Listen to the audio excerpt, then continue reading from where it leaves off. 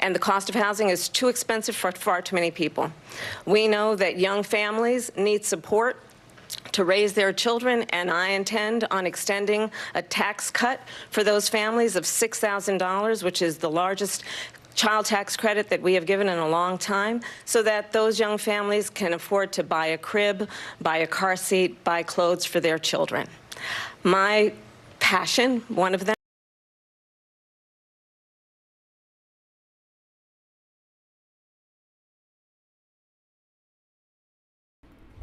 Okay, welcome. Sorry for the bit of a delay, but I don't know if there's going to be commercials. I don't know. I'm going to start it over. We're only a few seconds late. I got my popcorn. We're ready to go. This is being hosted in Philadelphia, actually, where I live, only a few blocks away from me, really. So all the roads are completely shut down around me, but there's no live audience for this debate anyway. So I'm just going to go back a couple seconds. And then hopefully if there's any commercials, we can skip through that. But let's hear Kamala's full answer. Here we go. Tonight's debate, 90 minutes with 2 commercial breaks. No topics or questions have been shared with the campaigns. Good, so we can skip through the candidates will have 2 minutes to answer follow-up comments.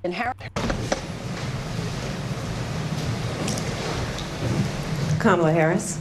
Let's have a good debate. Nice to see you. Have fun. Thank you. Welcome to you both. It's wonderful to have you. It's an honor to have you both here I don't know why she announced her name. That's kind of funny. We are looking forward to a spirited Good and evening, thoughtful Tiki Tack. So let's get started. I want to begin tonight with the issue that voters repeatedly say is their #1 issue, and that is the economy and the cost of living in this country. Vice President Harris, you and President Trump were elected 4 years ago, and your opponent on the stage here tonight often asks his supporters, are you better off than you were 4 years ago? When it comes to the economy, do you believe Americans are better off than they were 4 years ago?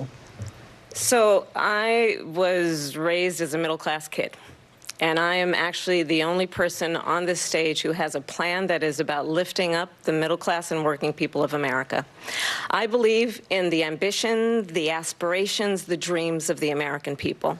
And that is why I imagine and have actually a plan to build what I call an opportunity economy. Because here's the thing. We know that we have a shortage of homes and housing, and the cost of housing is too expensive for far too many people. We know that young families need support to raise their children, and I intend on extending a tax cut for those families of $6,000, which is the largest child tax credit that we have given in a long time, so that those young families can afford to buy a crib, buy a car seat, buy clothes for their children.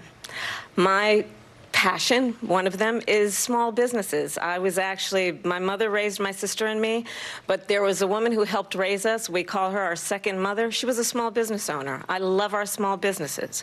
My plan is to give a $50,000 tax deduction to start up small businesses, knowing they are part of the backbone of America's economy. My opponent, on the other hand, his plan is to do what he has done before, which is to provide a tax cut for billionaires and big corporations, which will result in $5 trillion to America's deficit. My opponent has a plan that I call the Trump's sales tax, which would be a 20% tax on everyday goods that you rely on to get through the month.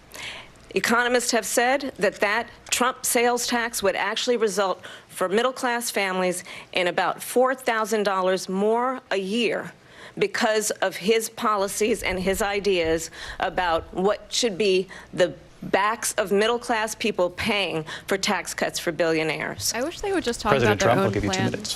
First of all, I have no sales tax. That's an incorrect statement. She knows that. We're doing tariffs on other countries. Other countries are going to finally, after 75 years, pay us back for all that we've done for the world. And the tariff will be substantial in some cases. I took in billions and billions of dollars, as you know, from China. In fact, they never took the tariff off because there was so much money they can't. It would totally destroy everything that they've set out to do. They're taking in billions of dollars from China and other places. They've left the tariffs on. When I had it, I had tariffs, and yet I had no inflation. Not answering the question. Look, we've had a terrible economy because inflation which is really known as a country buster. It breaks up countries. We have inflation like very few people have ever seen before, probably the worst in our nation's history. we were at 21%, but that's being generous because many things are 50, 60, 70, and 80% higher than they were just a few years ago. This has been a disaster for people, for the middle class, but for every class. On top of that, we have millions of people pouring into our country from prisons and jails, from mental institutions and insane asylums, and they're coming in and they're taking jobs that are occupied right now by African Americans and Hispanics, and also unions. Unions are going to be affected very soon. And you see what's happening. You see what's happening with towns throughout the United States. You look at Springfield, Ohio. You look at Aurora in Colorado. They are taking over the towns. They're taking over buildings. They're going in violently. These are the people that Xi and Biden led into our country, and they're destroying our country. They're dangerous. They're at the highest level of criminality, and we have to get them out. We have to get them out fast. I created one of the greatest economies in the history of our country. I'll do it again and even better. We are going to get to immigration and border security during this debate, but I would like to let Vice President Harris respond on the economy here. He has nothing else. I would love to. Let's talk about what Donald Trump left us. Donald Trump left us the worst unemployment since the Great Depression. Donald Trump left us the worst public health epidemic in a century. Donald Trump left us the worst attack on our democracy since the Civil War. And what we have done is clean up Donald Trump's mess. What we have done and what I intend to do is build on what we know are the aspirations and the hopes of the American people. But I'm going to tell you all in this debate tonight, you're going to hear from the same old tired playbook. A bunch of lies, grievances, and name calling. Immigration is a big issue for conservatives, but the question was about the economy. And dangerous plan oh, sorry, my mic was loud. 2025 that the former president The question was about the economy, and he just always goes back to immigration. So. I believe very strongly that the American people want a president who understands the importance of bringing us together, knowing we have so much more in common than what separates us.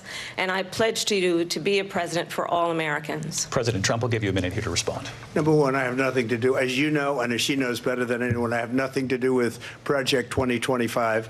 That's out there. I haven't read it. I don't want to read it purposely. I'm not going to read it. This was a group of people that got together. They came up with some ideas, I guess some good, some bad. But group it of makes people no that were difference. in I have your nothing to do. Everybody knows I'm an open book. administration. Everybody knows what I'm going to do. Cut taxes very substantially and create a great economy like I did before. We had the greatest economy. We got hit with a pandemic. And the pandemic was not since 1917, where 100 million people died, has there been anything like it. We did a phenomenal job with the pandemic. We handed them over a country where the economy and where the stock market was higher than it was before the pandemic came in. Nobody's ever seen anything like it. We made ventilators for the entire world. We got gowns, we got masks, we did things that nobody thought possible. And people give me credit for rebuilding the military. They give me credit for a lot of things, but not enough credit for the great job we did with the pandemic. But the only jobs they got were bounce back jobs. These were jobs bounce back, and it bounced back and it went to their benefit. But I was the one that created them. They know it, and so does everybody else. Vice President Harris, I'll let you respond. So Donald Trump has no plan for you. And when you look at his economic plan, it's all about tax breaks for the richest people. I am offering what I describe as an opportunity economy, and the best economists in our country, if not the world, have reviewed our relative plans for the future of America. What Goldman Sachs has said is that Donald Trump's plan would make the economy worse. Mine would strengthen the economy. What the Wharton School has said is Donald Trump's plan would actually explode the deficit. I wish they would explain 16 how. Nobel laureates have described his economic plan as something that would increase inflation and by the middle of next year would invite a recession. You just have to look at where we are and where we stand on the issues. And I'd invite you to know that Donald Trump actually has no plan for you because he is more interested in defending himself than he is in looking out for you. That's just a soundbite. They gave her that to say. Look, I went to the Wharton School of Finance, and many of those professors, the top professors, think my plan is a brilliant plan. It's a great plan. It's a plan that's going to bring up our worth, our value as a country. It's going to make people want to be able to go and work and create jobs and create a lot of good, solid money for our country. And just to finish off, she doesn't have a plan. She copied Biden's plan, and it's like 4 sentences, like run, spot, run. 4 sentences that are just, oh, we'll try and lower taxes. She doesn't have a plan. Take a look at her plan. She doesn't have a plan. Mr. President, I do want to drill down on something you both brought up. The Take a Vice look at the President plan brought that up she doesn't your have. tariffs. You responded, and let's drill down on this, because your plan is what she calls is essentially a national sales tax. Your proposal Take a calls look for at the tariffs, as plan. you pointed There out is no here, plan. on foreign imports across We the have board. the You best recently plan. said that you might double your plan, imposing What the tariffs fuck up is to the plan? 20% on goods coming into this country. As you know, many economists say that with tariffs at that level, costs are then passed on to the consumer. Vice President Harris to has both of argued them, that it'll like- mean higher prices on gas, food, clothing, medication, arguing it costs the typical family nearly $4,000 a year. Do you believe Americans can afford higher prices because of tariffs? They're not going to have higher prices. What's going to have, and who's going to have higher prices, is China and all of the countries that have been ripping us off for years. I was the only president ever. China was paying us hundreds of billions of dollars, and so were other countries. And, you know, if she doesn't like them, they should have gone out and they should have immediately cut the tariffs. But those tariffs are there 3.5 years now under their administration. We are going to take in billions of dollars, hundreds of billions of dollars. I had no inflation, virtually no inflation. They had the highest inflation perhaps in the history of our country, because I've never seen a worse period of time. People can't go out and buy cereal or bacon or eggs or anything else.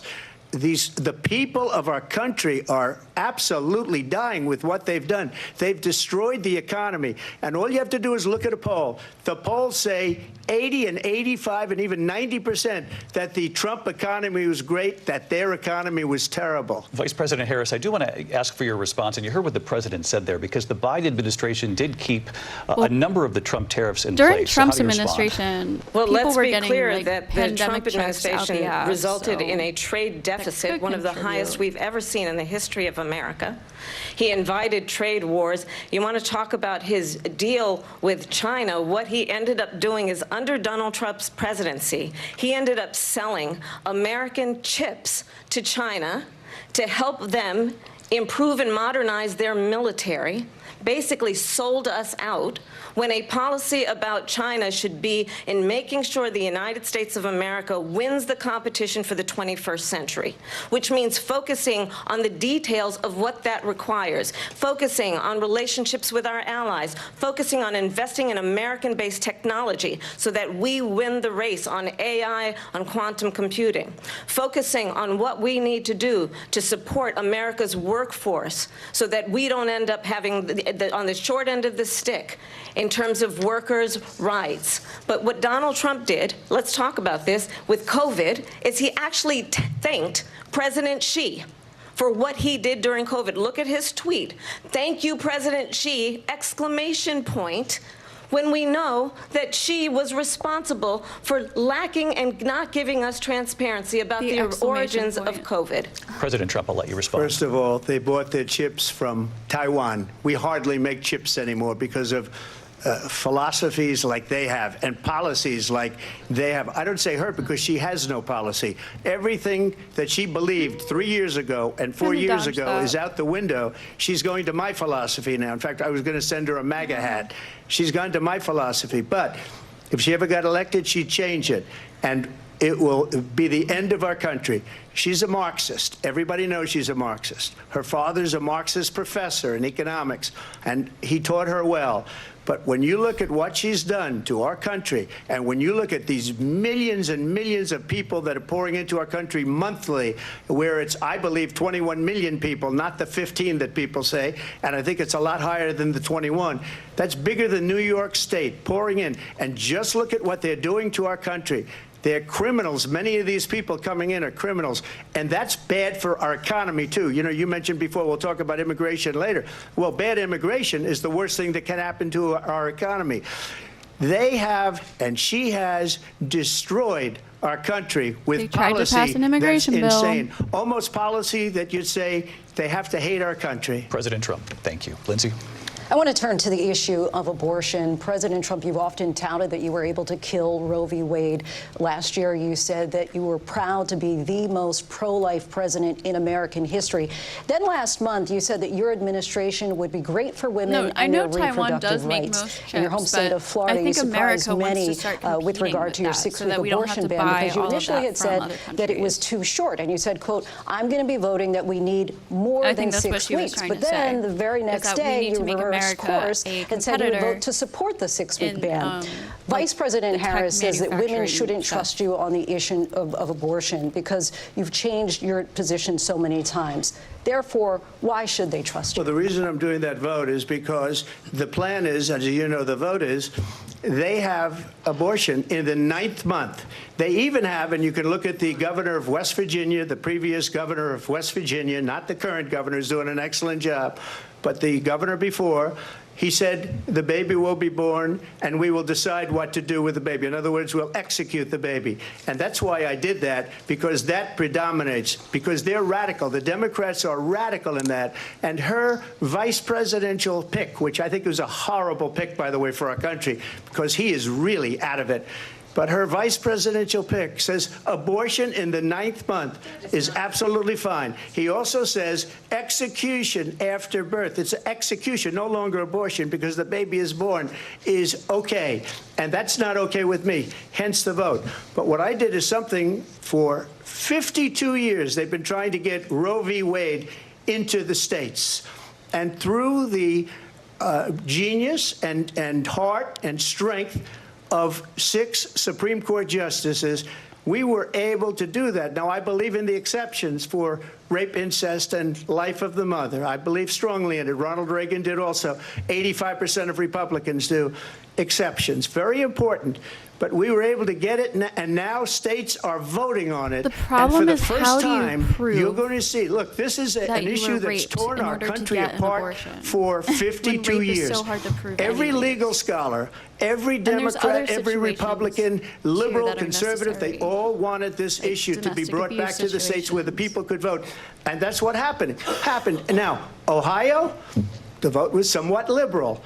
Kansas, the vote was somewhat liberal, much more liberal than people would have thought. But each individual state is voting. It's the vote of the people now. It's not tied up in the federal government. I did a great service in doing it. It took courage to do it. And the Supreme Court had great courage in doing it. And I give tremendous credit to those 6 justices. There is no state in this country where it is legal to kill a baby after it's born. Madam Vice President, I want to get your response to President Trump. Well, as I said, you're going to hear a bunch of... I'm going to pause super quick. I'm going to be really fast. I just want to say, if we make abortions totally illegal, even with the exceptions, all you're doing is forcing parents who don't want to have children to have children. And this is going to cause a lot more child abuse, child neglect, child murder, and our foster care systems, our child protective services, their cases are so overloaded and overwhelmed. We can't even protect the kids we have here now. And then also, I think if we do outban abortion, then I think we should make it a law also that fathers mandatory get 50-50 custody, not only child support. On top of that, there would be a 50-50 custody law. So now the mother can't get an abortion. That means that the father shouldn't be able to just run away and pay child support. He should have to be there to take care of the child with the mother by law, unless, he's like a drug addict or there's some other circumstances. Lies, and that's not actually a surprising fact. Let's understand how we got here. Yeah, go ahead, though, Fields. Donald Trump hand-selected 3 members of the United States Supreme Court with the intention that they would undo the protections of Roe v. Wade. Yeah, I agree. And they did exactly as he intended. And now in over 20 states, there are Trump abortion bans, which make it criminal for a doctor or nurse to provide health care. In one state, it provides prison for life. Trump abortion bans that make no exception even for rape and incest, which understand what that means. A survivor of a crime of violation to their body does not have the right to make a decision. Also, really quick, a lot of people will make the abortion argument back. Oh, we'll just close your legs, stop having sex, blah, blah, blah. That's great. We can tell people to do that all day long, and they won't do it. And what we're trying to do is protect the children. So I know, and it's like, oh, abortion protecting children. But if you're protecting children from parents who don't want and shouldn't have children, then I don't know. That's just my opinion. Decision about what happens to their body next. That is immoral. And one does not have to abandon their faith or deeply held beliefs to agree. The government, and Donald Trump certainly, should not be telling a woman what to do with her body. I have talked with women around our country. You want to talk about this is what people wanted? Pregnant women who want to carry a pregnancy to term, suffering from a miscarriage, being denied care in an emergency room because the healthcare providers are afraid they might go to jail, and she's bleeding out in a car in the parking lot. She didn't want that. Her husband didn't want that. A 12 or 13-year-old survivor of incest being forced to carry a pregnancy to term. They don't want that.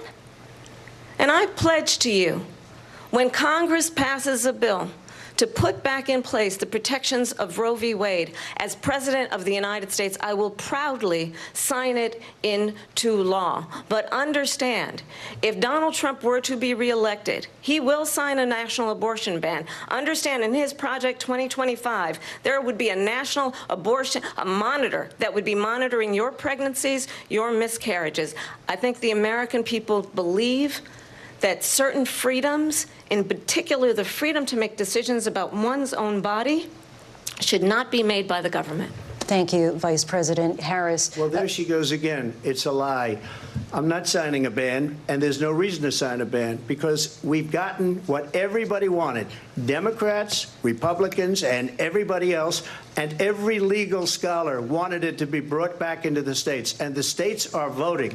And it may take a little time, but for 52 years, this issue has torn our country apart, and they've wanted it back in the states. And I did something that nobody thought was possible. Don't want an abortion? The states don't are now one. voting. That simple. What she says is an absolute lie. And as far as the abortion ban, no, I'm not in favor of abortion ban, but it doesn't matter, because this issue has now been taken over by the states. Would you veto a national abortion ban if it came to your Well, I won't desk? have to, because, again, two things. Number one, she said she'll go back to Congress. She'll never get the vote. It's impossible for her to get the vote, especially now with the 50-50, essentially 50-50 in both Senate and the House.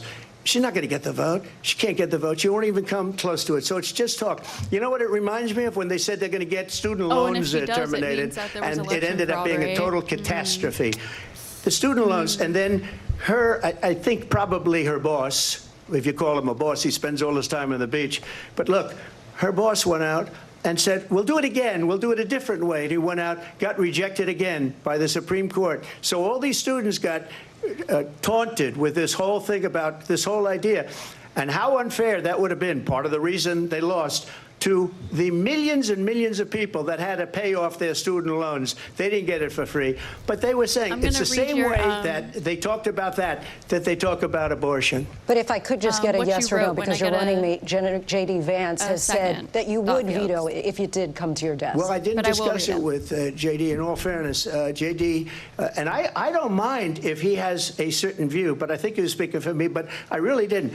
Look, we don't have to discuss it, because she'd never be able to get it, just like she couldn't get student loans. They couldn't get student loans. They didn't even come close to getting student loans. They taunted young people and a lot of other people that had loans. Sure they can never get this approved. So it doesn't matter what she says about going to Congress. So wonderful. Let's go to Congress. Do it. But the fact is that for years they wanted to get it out of Congress and out of the federal government. And we did something that everybody said couldn't be done. And now you have a vote of the people on abortion.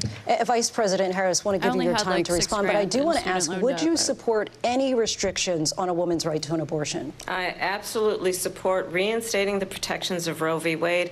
And as you rightly mentioned, nowhere in America is a woman carrying a pregnancy to term and asking for an abortion. That is not happening. It's insulting to the women of America. And understand what has been happening under Donald Trump's abortion bans.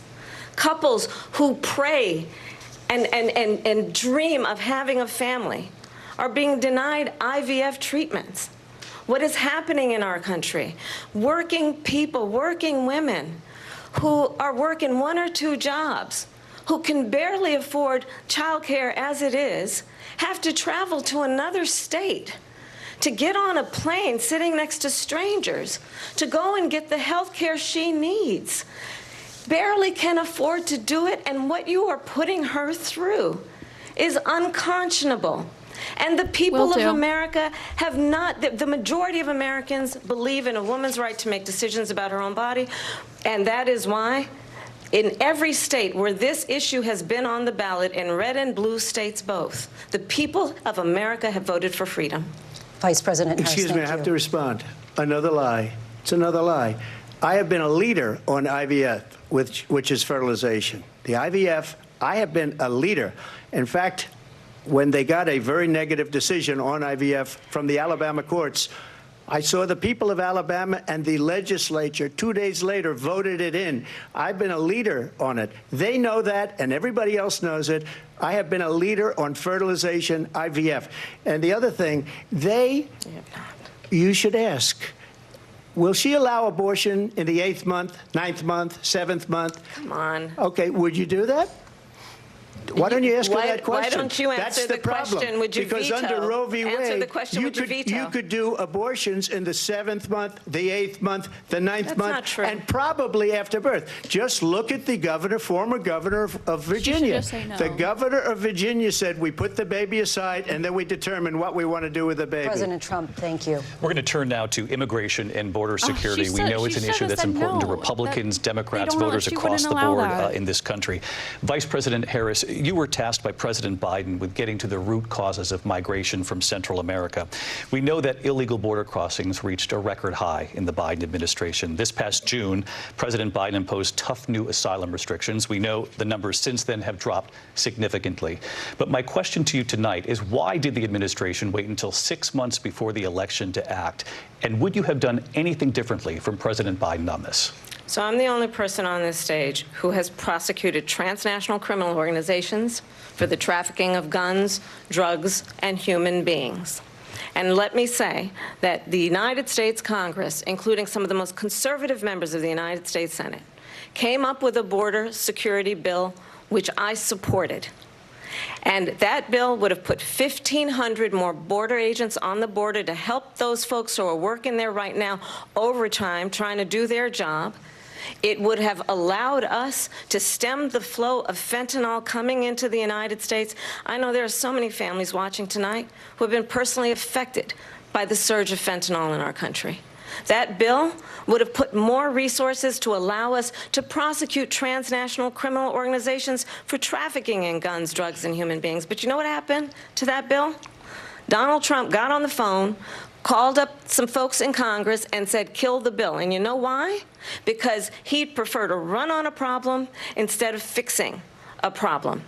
And understand, this comes at a time where the people of our country actually need a leader who engages in solutions, who actually addresses the problems at hand. And but what we have in the former president is someone who would prefer to run on a problem instead of fixing a problem. And I'll tell you something, he's going to talk about immigration a lot tonight, even when it's not the subject that is being raised. And I'm going to actually do something really unusual, and I'm going to invite you to attend one of Donald Trump's rallies, because it's a really interesting thing to watch. You will see during the course of his rallies, he talks about fictional characters like Hannibal Lecter. He will talk about windmills cause cancer. And what you will also notice is that people start leaving his rallies early out of exhaustion and boredom. And I will tell you, the one thing you will not hear him talk about is you.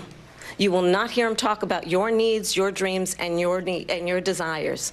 And I'll tell you, I believe you deserve a president who actually puts you first, and I pledge to you that I will. Vice President Harris, thank you. President Trump, on that point, I want to get your response. Well, I would like to respond. Let me just ask, though, why did you try to kill that bill, and successfully so? That would have put thousands of additional agents and officers on the border. First, let me respond as to the Please. rallies. She said people start leaving. People don't go to her rallies. There's no reason to go. I knew and it. the people that do go, she's bussing them in and paying them to be there and then showing them in a different light. So she can't talk about that. People don't leave my rallies. We have the biggest rallies, the most incredible rallies in the history of politics. That's because people want to take their country back. Our country is being lost. We're a failing nation. And it happened 3.5 years ago. Windmills create cancer. What's going on here, you're going to end up in World War III, just to go into really another not subject. great for What they have done to our country by allowing these millions and millions of people to come into our country, and look at what's happening to the towns all over the United States. And a lot of towns don't want to talk. It's not going to be Aurora or Springfield. A lot of towns don't want to talk about it because they're so embarrassed by it.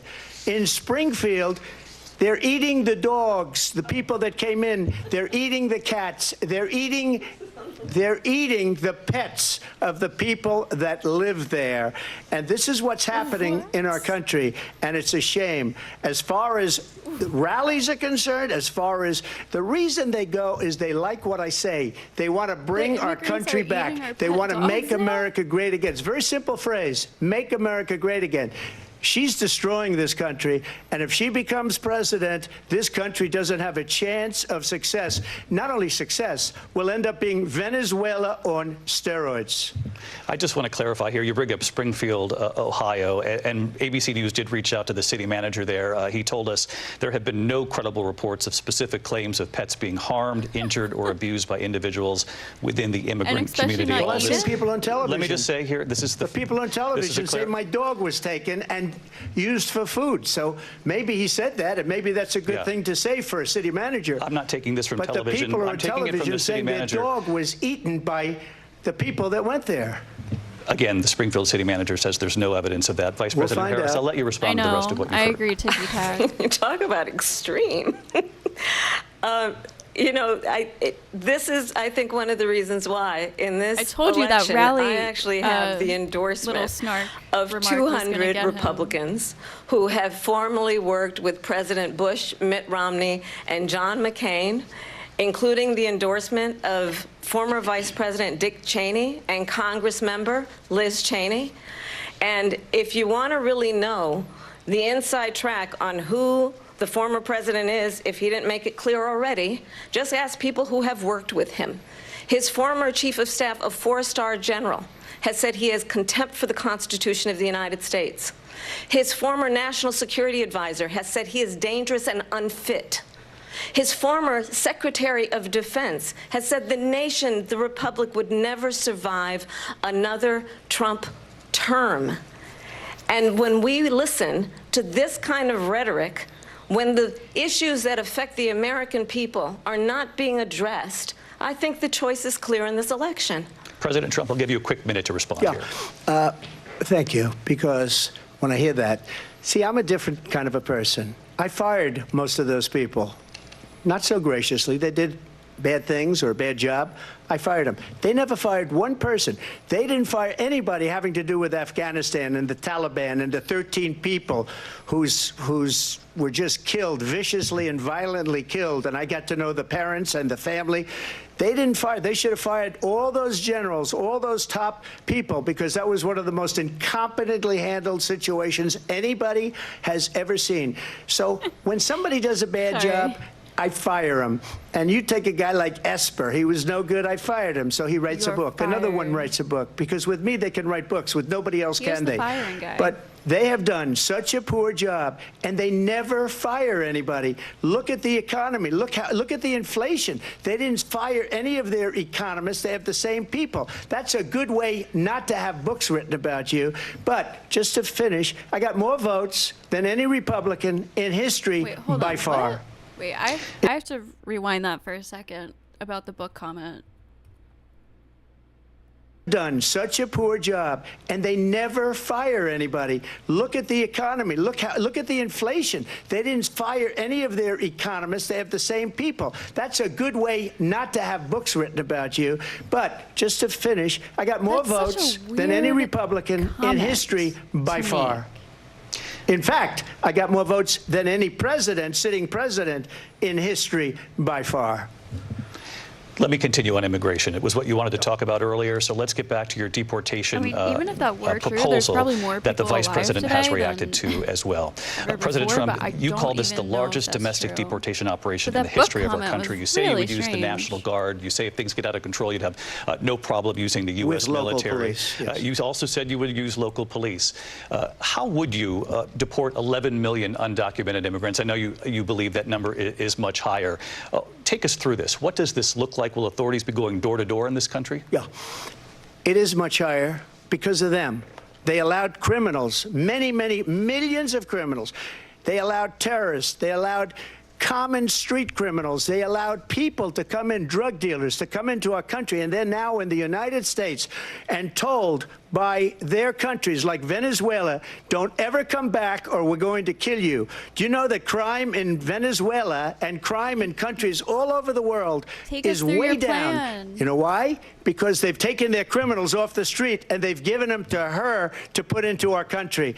And this will be one of the greatest mistakes in history for them to allow, and I think they probably did it because they think they're going to get votes. He was but asked it's not worth directly it because they're to take us destroying through the his fabric plan. of our country by what they've done. Maybe There's he'll do never it. been anything done like this at all. They've destroyed the fabric of our country. Millions of people let in. And all over the world, crime is down. All over the world except here. Crime here is up and through the roof. Despite their fraudulent statements that they made, crime in this country is through the roof. And we have a new form of crime. It's called migrant crime. And it's happening at levels that nobody thought possible. President Trump, as you know, the didn't take FBI us says through the overall plan violent at crime all. is actually coming down in this country. But Vice Excuse me, President the Harris, I'll FBI give you the- they were defrauding statements. They didn't include the worst cities. They didn't include the cities with the worst crime. It was a fraud, just like their number of 818,000 jobs that they said they created turned out to be a fraud. President Trump, thank you. I'll let you respond, Vice President Harris. Well, I think this is so rich, coming from someone who has been prosecuted for national security crimes, economic crimes, election interference, has been found liable for sexual assault, and his next big court appearance is in November at his own criminal sentencing. And let's be clear, where each person stands on the issue of what is Yeah, but the important about Democrats tried respect for to the rule pass of law an and immigration respect for bill. law That's what she enforcement. just The explained. former vice president and called for conservatives were on board defunding with it. federal law enforcement, 45,000 agents, get this, on the day after he was arraigned on 34 felony counts. So let's talk about what is important in this race. It is important that we move forward, that we turn the page Also, on like, this same old tired rhetoric and address the needs of the American people, address what we need to do about the housing shortage, which I have a plan for, address what we must do to support our small businesses, address bringing down the price of groceries. But frankly, the American people are exhausted with this same old tired playbook. Vice President Harris, thank you. Excuse me. Every one of those cases was started by them against their political opponent. And I'm winning most of them, and I will win the rest on appeal. And you saw that with the decision that came down just recently from the Supreme Court. I'm winning most of them. But those are cases, it's called weaponization. Never happened in this country. They weaponized the Justice Department. Every one of those cases was involved with the DOJ, from Atlanta and Fani Willis to the Attorney General of New York and the DA in New York. Every one of those cases. And then they say, oh, he's a criminal. They're the ones that made them go after me. By the way, Joe Biden was found essentially guilty on the documents case. And what happened in my documents case? They said, oh, that's the toughest of them all. A complete and total victory. 2 months ago, it was thrown out. It's weaponization, and they used it, and it's never happened in this country. They used it to try and win an election. They're fake cases. President Trump, thank you. A really quick response here, Vice President Harris, on this notion of weaponization of the Justice Department. Well, let's talk about extreme and understand the context in which this election in 2024 is taking place. The United States Supreme Court recently ruled that the former president would essentially be immune from This is any a big misconduct if he were to enter the White House again. Understand, this Criminal is someone who has conduct. openly said he would terminate, I'm quoting, terminate the Constitution of the United States, that he would weaponize the Department of Justice against his political enemies. He could, Someone who and he has could, openly according to the expressed ruling. disdain for members of our military. I mean, she could too. Understand what it would mean if Donald Trump were back in the White House with no guardrails, because certainly we know now the court won't stop him. That's We know what I'm J.D. worried about, Vance is not going to stop him. honestly. It's up to the American people Vice to President stop Harris, him. thank you. Lindsay? Vice President Harris, in your last run for president. Weaponized, please. We gotta This is the continue one here. that weaponized, not me. She weaponized. I probably took a bullet to the head because of the things that they say about me. They talk about democracy. I'm a threat to democracy. They're the threat to democracy with a President fake Trump. Russia investigation We do have a lot that to get. went nowhere. We have a lot to get to. Lindsay? Vice You might President not wanna Harris, in bring your up last Russia run for right now. president, you said you wanted to ban fracking. Now you don't. You wanted mandatory government buyback programs for assault weapons. Now your campaign says you don't. You supported decriminalizing border crossings. Now you're taking a harder line. I know you say that your values have not changed. So then why have so many of your policy positions changed? Good question. My values have not changed, and I'm going to discuss every one of at least every point that you've made. But in particular, let's talk about fracking, because we're here in Pennsylvania. I made that very clear in 2020. I will not ban fracking. Few blocks away from me. I have not banned fracking as Vice President of the United States, and in fact, I was the tie-breaking vote on the Inflation I could Reduction literally walk Act, to where which they are opened in new like leases for 15 fracking. minutes. My position is that we have got to invest in diverse sources of energy so we reduce our reliance on foreign oil. We have had the largest increase in domestic oil production in history because of an approach that recognizes that we cannot over-rely on foreign oil. As it relates to my values, let me tell you, I grew up a middle-class kid raised by a hardworking mother who worked and saved and was able to buy our first home when I was a teenager. The values I bring to the importance of home ownership, knowing not everybody got handed $400 million on a silver platter and then filed bankruptcy 6 times, is a value that I bring to my work to say we are going to work with the private sector and home builders to increase 3 million homes, increase by 3 million homes by the end of my first term. My work that is related to having a friend when I was in high school who was sexually assaulted by her stepfather. And my focus then on protecting women and children from violent crime is based on a value that is deeply grounded in the importance of standing up for those who are most vulnerable. My work that is about protecting Social Security and Medicare is based on long-standing work that I have done, protecting seniors from scams. My values have not changed. And what is important is that there is a president who actually brings values and a perspective that is about lifting people up and not beating people down and name-calling.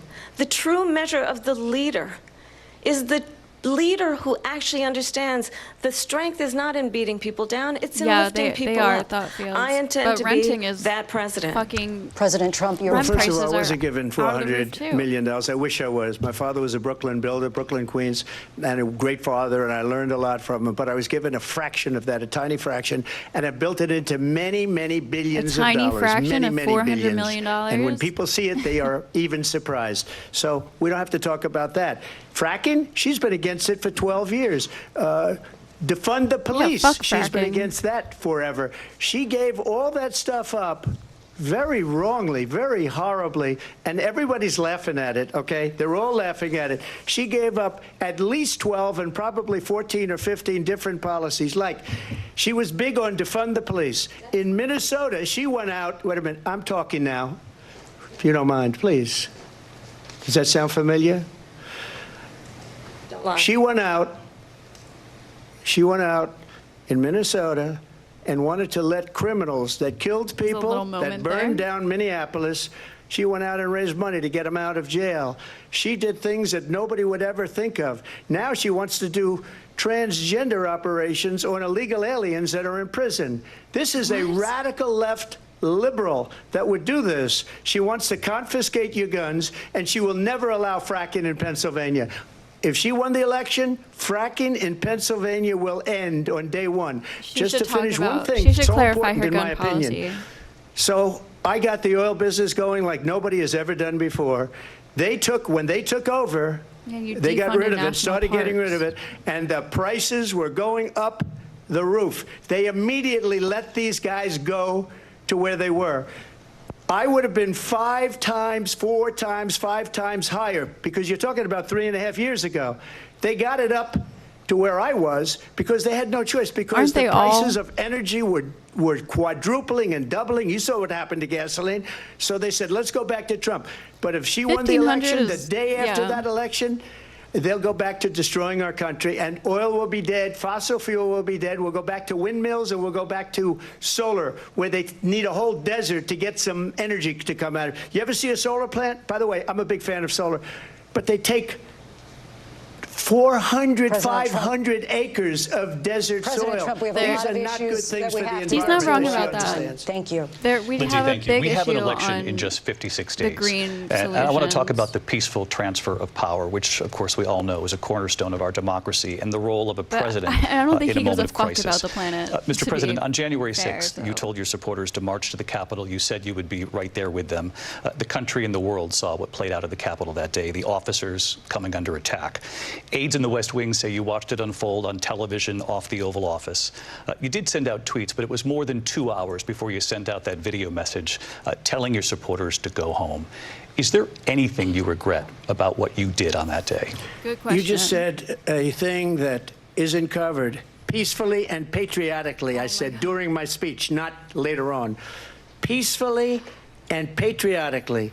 And nobody on the other side was killed. Ashley Babbitt was shot by an out-of-control police officer that should have never, ever shot her. It's a disgrace. But we didn't do this group of people that have been treated so badly.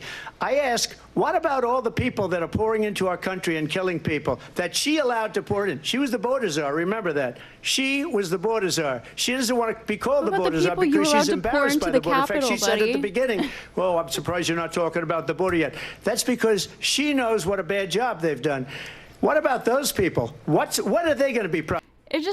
This is the second time he's done this, and she hasn't answered every question directly. I think she's done a little bit better than he's doing, but this is the second time he was asked, can you walk us through your immigration plan? What do you want to do? Are people going to knock on houses? Like, what is your plan? And the whole time he just talked about how Biden and Kamala just let all the immigrants in and all the crime and everything. He didn't talk about his plan at all. And now again, he's asked, does he regret anything about January 6th? And it doesn't seem like he's going to answer it again. This is just, I don't know, bothers me. Prosecuted. When are these people from countries all over the world, not just South America? They're coming in from all over the world, David, all over the world. And crime rates are down all over the world because of it. But let me just ask you, David, when are those people going to be prosecuted? When are the people that burned down Minneapolis going to be prosecuted? Or in Seattle? They went into Seattle. They took over a big percentage of the city of Seattle. When are those people going to be prosecuted? People were arrested. But let me just ask you. You might ask her that question. You were the president. You were watching it unfold on television. It's a very simple question as we move forward toward another election. Is there anything you regret about what you did on that day? Yes, sir. I had nothing to do with that other than they asked me to make a speech. I showed up for a speech. I said, I think it's going to be big. I went to Nancy Pelosi and the mayor of Washington, D.C., and the mayor put it back in writing, as you know. I said, this is going to be a very big rally or whatever you want to call it. And again, it wasn't done by me. It was done by others. I said, I'd like to give you 10,000 National Guard or soldiers. They rejected me. Nancy Pelosi rejected me. It was just 2 weeks ago. Her daughter has a tape of her saying she is fully responsible for what happened. They want to get rid of that tape. It would have never happened if Nancy Pelosi and the mayor of Washington did their jobs. I wasn't responsible for security. Nancy Pelosi was responsible. She didn't do her job. The question was about you as president, not about former Speaker Pelosi. But I do want Vice President Harris to respond here. I was at the Capitol on January 6th. I was the vice president-elect. I was also an acting senator. I was there. And on that day, the President of the United States incited a violent mob to attack our nation's capital, to desecrate our nation's capital. On that day, 140 law enforcement officers were injured, and some died. And understand, the former president has been indicted and impeached for exactly that reason. But this is not an isolated situation. Let's remember Charlottesville, where there was a mob of people carrying tiki torches. Unrelated. Spewing anti-Semitic hate. She shouldn't have And what did obfuscated. the president then at the time say? There were fine people on each side. Let's remember that when it should've came to stuck the with Proud Boys, a January 6th. militia, the president said, the former president said, stand back and stand by. So for did say that. everyone watching who remembers what January 6th was, I say we don't have to go back. Let's not go back. We're not going back. It's time to turn the page. And if that was a bridge too far for you, well, there is a place in our campaign for you to stand for country, to stand for our democracy, to stand for rule of law, and to end the chaos, and to end the approach that is about attacking the foundations of our democracy because you don't like the outcome. And be clear on that point. Donald Trump, the candidate, has said in this election there will be a Yeah, I'd have to bloodbath. double check the 140 If number, this but and the outcome of this election is not to I his do know liking. a couple of them. Let's turn the died page on afterwards. this. I think Let's not go back. of them, Let's chart a course self-deleted. for the future and not go backwards to the past. Let me just follow up here. It was a different term, and it was a But term many were that obviously related to injured. energy because they have destroyed our energy business. That was where bloodbath was. Also, on Charlottesville, that story has been, as you would say, debunked. Laura Ingraham, Sean Hannity, Jesse, all of these people, they covered it. If they go an extra sentence, they will see it was perfect. It was debunked in almost every newspaper, but they still bring it up, just like they bring 2025 up. They bring all of this stuff up. I ask you this. You talk about the Capitol. Why are we allowing these millions of people to come through on the southern border? How come she's not doing anything? And I'll tell you what I would do, and I would be very proud to do it. I would say we would both leave this debate right now. I'd like to see her go down to Washington, D.C. during this debate because we're wasting a lot of time. Go down to, because she's been so bad, it's so ridiculous. No, yeah, Go she down said to injured, 140 Washington, D.C. injured. and let her sign a bill to close up the border because they have the right to do it. They I don't was only need saying bills. They have the right to do it. to the couple that President of the died. United States, you'll get him out of bed, you'll wake him up at 4 o'clock in the afternoon, you'll say, come on down to the office, let's sign a bill. If he signs a bill that the border is closed, all he has to do is say it to the Border Patrol, who are phenomenal. If they do that, the border is closed. Mr. Those President, people are killing many people, unlike J6. We talked immigration here tonight. I do want to focus on this next issue to both of you because it really brings us this into focus, truth in these times that we're living in. Mr. President, for 3.5 years after you lost the 2020 election, you repeatedly falsely claimed that you won, many times saying you won in a landslide. Agree with that. In the past couple of weeks leading up to this debate, you have said, quote, you lost by a whisker, that you, quote, didn't quite make it, that you came up a little bit short. I said that? Are you now acknowledging that you lost in 2020? No, I don't acknowledge that at all. But I you said did that say that. sarcastically. But You know those- that. It was said, oh, we lost by a whisker. That was said sarcastically. Look, there's so much proof. All you have to do is look at it. And they should have sent it back to the legislatures for approval. I got almost This is 75 what million bothers votes, me, the too. most votes any sitting president has ever gotten. I was told if I got He 63, knows. which was what I got in 2016, you can't be beaten. Guys, this isn't ignorance. This isn't him literally believing something. There is no way that he believes the election was actually stolen and there was election fraud when people that he trusted in his own advisory, his own team were telling him all over the country there's no election fraud. We looked into it. We investigated it. There is no election fraud over and over again. And he kept ignoring it. And he's still running with it to this day. And people still today believe that the election was actually stolen and there was election fraud that wasn't looked into, and it's just not true. And there's just no way that he actually believes this, and he's straight up lying. And this is something that really worries me about him. The election, people should never be thinking about an election as fraudulent. We need two things. We need walls, and we have to have it. We have to have borders, and we have to have good elections. Our elections are bad. And a lot of these illegal immigrants coming in, they're trying to get them to vote. They can't even speak There's English. so much they don't evidence. even know what country they're in practically. And these people are trying to get them to vote. And that's why they're allowing them to come into our country. I did watch all of these pieces of video. I didn't detect the sarcasm, lost by a whisker. We didn't quite make it. And we should just point out here as clarification, and you know this, you and your allies, 60 cases in front of many judges, many of them No Republican. judge looked at it. And said they there was said no we didn't have widespread standing. fraud. That's the other thing.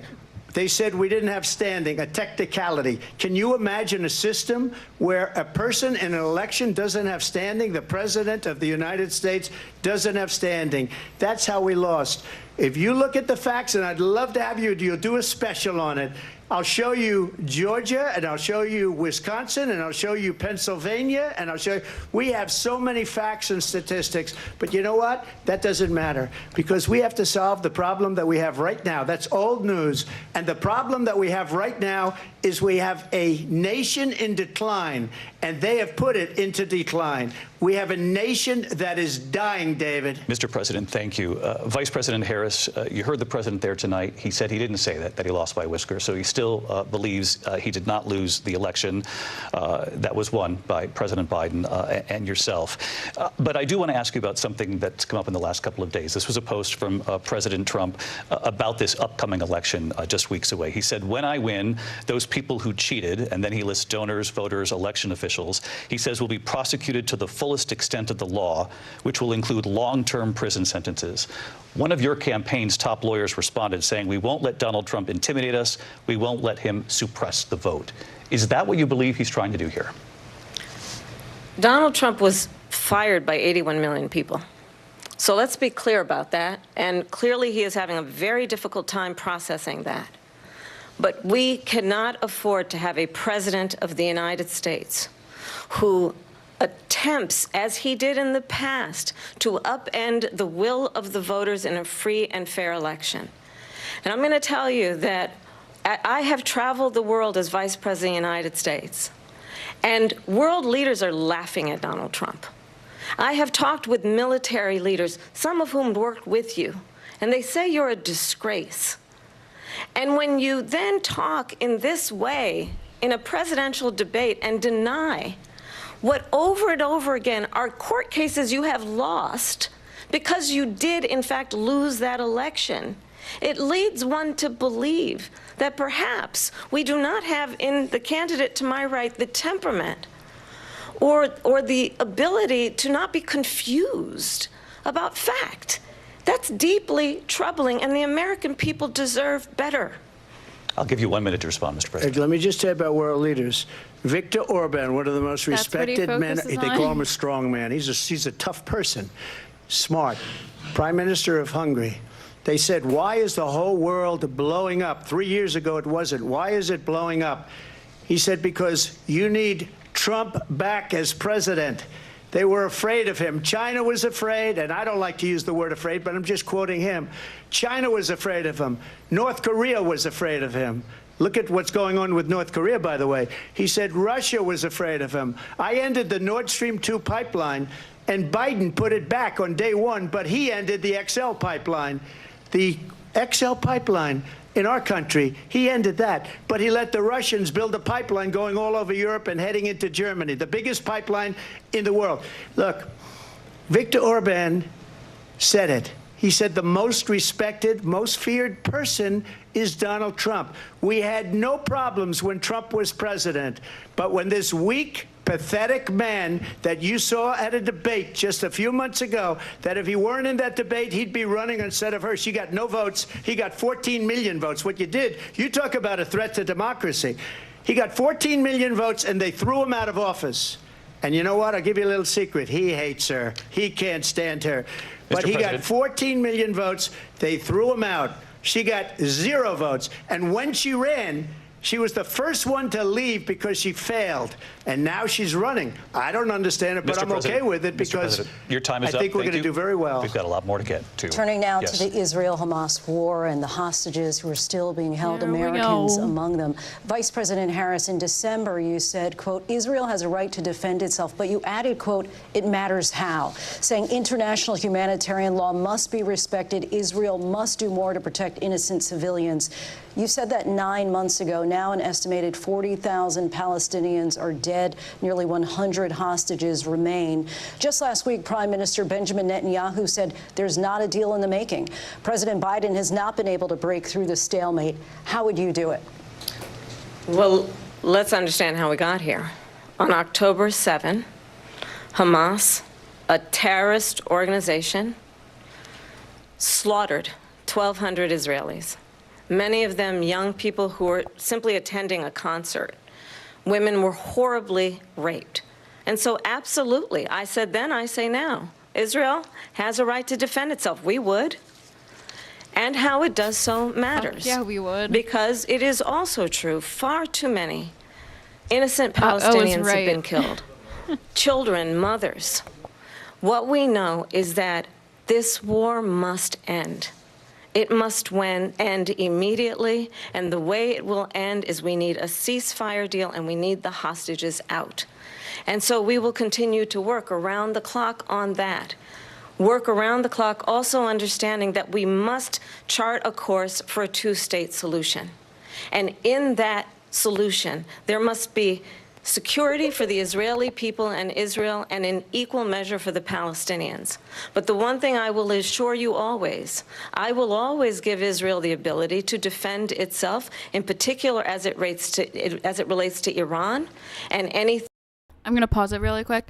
A lot of Democrats that I've spoken to and I've seen online, this is what they're voting on. They're doing a one voter, or a one issue vote, which I personally don't think is a good idea. They have their reasons for that, and it's their vote. They have a right to do what they want with it. But they really are banking on her defending Palestine harder. I see where they're coming from, but at the same time, I mostly agree with what she said. It's a difficult issue, but there are a lot of Democrats who are not going to like what she just said. Threat that Iran and its proxies pose to Israel. But we must have a two-state solution where we can rebuild Gaza, where the Palestinians have security, self-determination, and the dignity they so rightly deserve. President Trump, how would you negotiate with Netanyahu and also Hamas in order to get the hostages out and prevent the killing of more innocent civilians in Gaza? If I were president, it would have never started. If I were president, Russia would have never, ever, I know Putin very well, he would have never, and there was no threat of it either, by the way, for 4 years, have gone into Ukraine and killed millions of people when you add it up, far worse than people understand what's going on over there. But when she mentions about Israel, all of a sudden, she hates Israel. She wouldn't even meet with Netanyahu when he went to Congress to make a very important speech. She refused to be there because she was at a sorority party of hers. She wanted to go to the sorority party. She hates Israel. If she's president, I believe that Israel will not exist within 2 years from now. And I've been pretty good at predictions, and I hope I'm wrong about that one.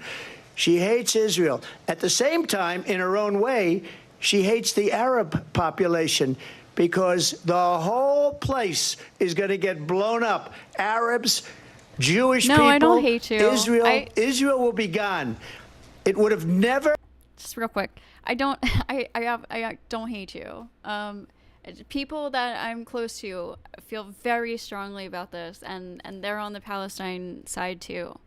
I really don't even want to take a side. I don't know. I'm also not reading news daily about this, but I don't know. From what I'm aware of, I feel like Israel has a right to defend itself, and Palestine is kind of making it difficult. to do, I guess. But I'm not saying that it's perfect though, and Israel, doesn't need to make any changes, because I think the way they're going about the war, they could be maybe just a little more tactful, or careful or something. But there's hostages, so it's a very difficult situation. This is the big issue for the Democrats. That might literally hand over the election to Trump. And I don't know. It just bothers me.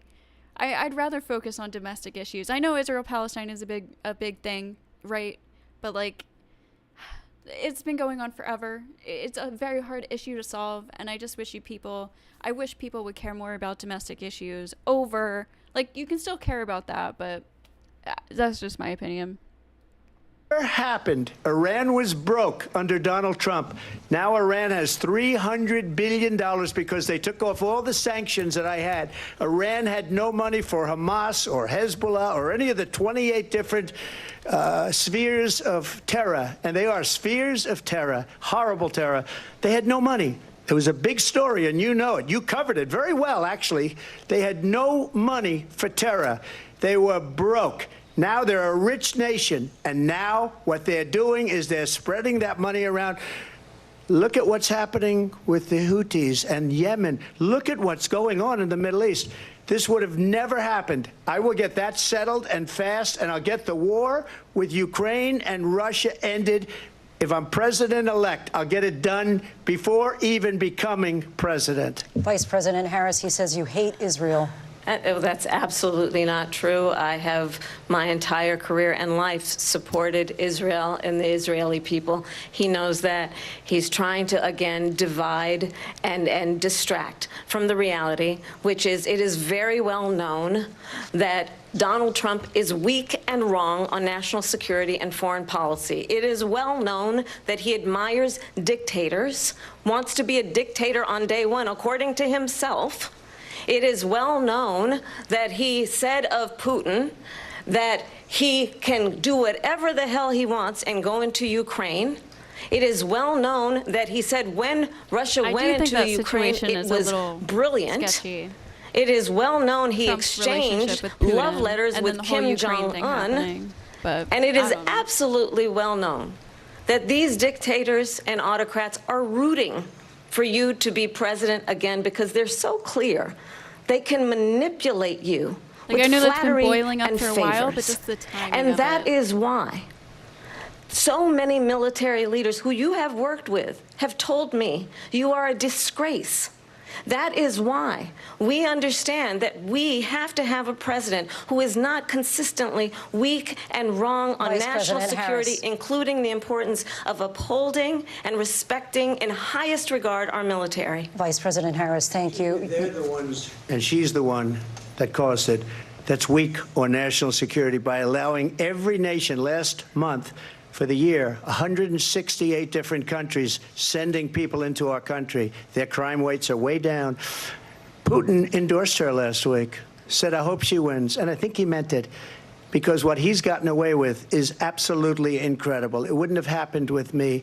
The leaders of other countries think that they're weak and incompetent, and they are. They're grossly incompetent. Kind of funny timing right after the whole, Russia cases going on with the alt-right media. Competent. And I just ask one question. Why does Biden go in and kill the Keystone Pipeline and approve the single biggest deal that Russia's ever made, Nord Stream 2, the biggest pipeline anywhere in the world going to Germany and all over Europe?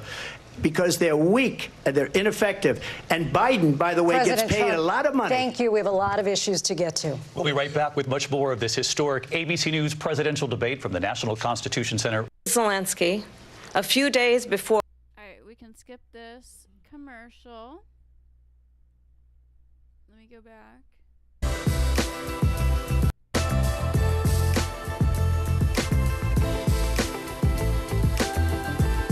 Live and playlist. That's at 7 on NBC News Now.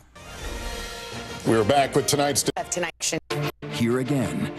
Into this conflict. Mr. Knight, we're going to get... And Lindsay Davis. There it is, the National Constitution Center in Philly. Sorry, I said this like 3 times, but it's so close to me, it's not even funny. Welcome back to this historic ABC News presidential debate tonight. We're going to continue here, and I want to turn to the war in Ukraine. We're now 2.5 years into this conflict. Mr. President, it has been the position of the Biden administration that we must defend Ukraine from Russia, from Vladimir Putin, to defend their sovereignty, their democracy, that it's in America's best interest to do so, arguing that if Putin wins, he may be emboldened to move even further into other countries. You have said you would solve this war in 24 hours. You said so just before the break tonight. How exactly would you do that? And I want to ask you a very simple question tonight. Do you want Ukraine to win this war? I want the war to stop. I want to save lives that are being uselessly, people being killed by the millions. It's the millions. It's so much worse than the numbers that you're getting, which are fake numbers. Isn't that weird? He didn't answer whether he wants Ukraine to win. He just said, I want the war to stop. I don't know. Kind of weird. Maybe not. Look, we're in for $250 billion or more because they don't ask Europe, which is a much bigger beneficiary to getting this thing done than we are. They're in for $150 billion less because Biden and you don't have the courage to ask Europe like I did with NATO. They paid billions and billions, hundreds of billions of dollars when I said, either you pay up or we're not going to protect you anymore. So that's maybe one of the reasons they don't like me as much as they like weak people. But you take a look at what's happening. We're in for 250 to 275 billion. They're into 100 to 150. They should be forced to equalize. With that being said, I want to get the war settled. I know Zelensky very well, and I know Putin very well. I have a good relationship, and they respect your president, okay? They respect me. They don't respect Biden. How would you respect him? Why? For what reason? Fair. He hasn't even made a phone call in 2 years to Putin. Hasn't spoken to anybody. They don't even try and get it. That is a war that's dying to be settled. I will get it settled before I even become president. If I win, when I'm president-elect, and what I'll do is I'll speak to one, I'll speak to the other, I'll get them together. That war would have never happened. And in fact, when I saw Putin after I left, unfortunately left because our country has gone to hell. Well, I don't know after about I left, when I saw him building up soldiers, he did it after I left. I said, oh, he must be negotiating. It must be a good, strong point of negotiation. Well, it wasn't, because Biden had no idea how to talk to him. He had no idea how to stop it. And now you have millions of people dead, and it's only getting worse, and it could lead to World War III. Don't kid yourself, David.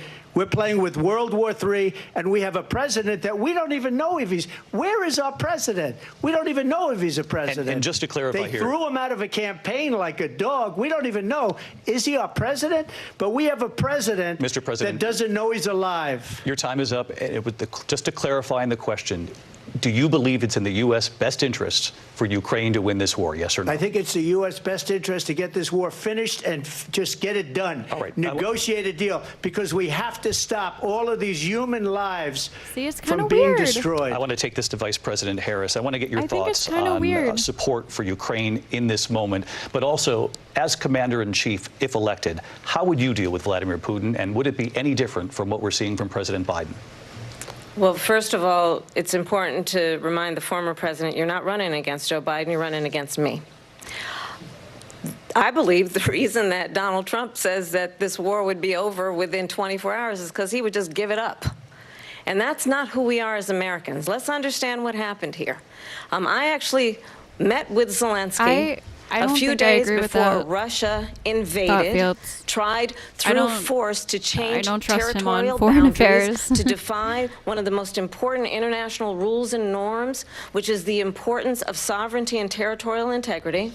And I met with President Zelensky. I shared with him American intelligence about how he could defend himself. Days later, I went to NATO's eastern flank, to Poland and Romania. And through the work that I and others did, we brought 50 countries together to support Ukraine in its righteous defense. And because of our support, because of the air defense, the ammunition, the artillery, the javelins, the Abrams tanks that we have provided, Ukraine stands as an independent and free country. If Donald Trump were president, Putin would be sitting in Kyiv right now. And understand what that would mean, because Putin's agenda is not just about Ukraine. Understand why the European allies and our NATO allies are so thankful that you are no longer president, and that we understand the importance of the greatest military alliance the world has ever known, which is NATO, and what we have done to preserve the ability of Zelensky and the Ukrainians to fight for their independence. Otherwise, Putin would be sitting in Kyiv with his eyes on the rest of Europe, starting with Poland. And why don't you tell the 800,000 Polish Americans right here in Pennsylvania how quickly you would give up for the sake of favor and what you think is a friendship with what is known to be a dictator who would eat you for lunch. Vice President Harris, thank you. We've heard from both of you on Ukraine tonight. Afghanistan came up in the last hour. I wanted her to respond to something you said earlier, and I'll give you a minute here. Putin would be sitting in Moscow, and he wouldn't have lost 300,000 men and women, but he would have been sitting in Moscow. Quiet, please.